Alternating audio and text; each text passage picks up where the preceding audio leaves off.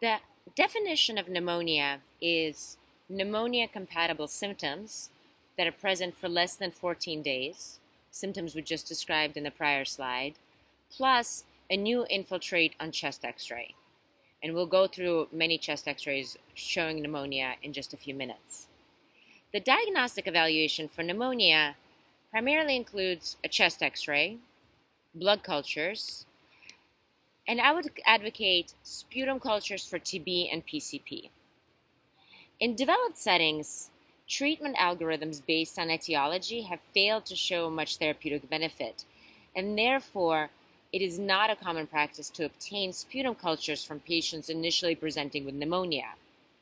However, in settings where HIV infection is found in most adults presenting with pneumonia, it is probably useful to distinguish bacterial pneumonia from tuberculosis or PCP, and therefore obtaining sputum for these two pathogens will likely provide substantial therapeutic benefit.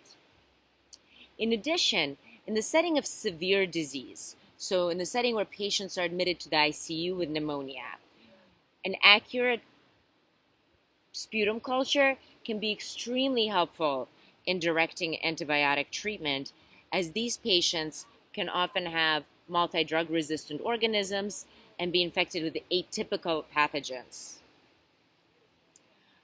Lastly, I just want to say that there's a lot of ongoing research right now about the role of respiratory viruses in both HIV infected and uninfected patients in resource-poor settings. But the role of influenza or its prevalence currently is unknown, especially